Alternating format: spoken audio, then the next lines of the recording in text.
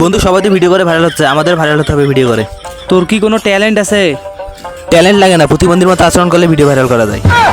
কিন্তু কোন প্ল্যাটফর্মে তুই এই ভিডিওগুলো ছাড়বি? কেন, টিকটকে? তাহলে তুই কন্টেন্ট লেগে আন। আচ্ছা থাক, আমি কন্টেন্ট লিখে ঠিক আনতেছি। আছে, যা। কন্টেন্ট লেখা শেষ।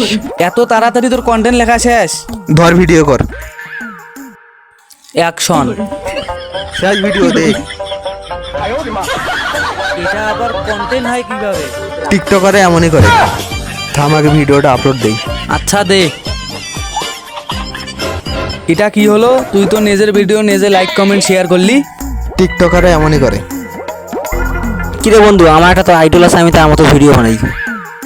কে সে? তার নাম ডিজে গাঞ্জা। আরে তুই একটা আমার ভিডিও বানিয়ে দে, দেখ। ডিজি গাঞ্জা আমারও আইডল, চল একসঙ্গে ভিডিও করব। চল।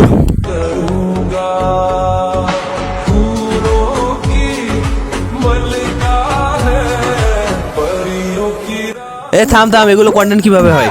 আরে এভাবে করি তো ডিজে গাঞ্জা 6 মিলিয়ন ফলোয়ার্স বাড়িয়ে ফেলেছে। তাই নাকি? হ্যাঁ, আর একটা ভিডিও করে দে। এই ভিডিওতে যে 3টে কপি লিঙ্ক, একটা রিপোস্ট আর একটা লাইক করবে, তার ভিডিও ডিজে গাঞ্জা ভাইরাল করে দিবে। এটা কন্টেন্ট, তাও আবার এটা করে 6 মিলিয়ন ফলোয়ার্স। তোর এই ভিডিও দেখে আমি একটা ছন্দ বানাই ফেললাম। বল দেখি। যদি ভিডিও করে ভাইরাল হতে চাও তাহলে ডিজে গাঞ্জার মতন ভিডিও বানাও। বন্ধুরা, আমারও তো একজন আইডল আছে।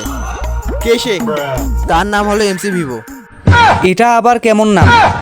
সে ভিভো মোবাইল চুরি করতে অনেক এক্সপার্ট, তাই ওকে সবাই আদর করে এমসি ভিভো বলে ডাকে। ওর ভিডিওগুলো কেমন? ও প্রথমে মেয়ে নামক একজন হিজলা নেবে। ওই হিজড়াটার নাম কি?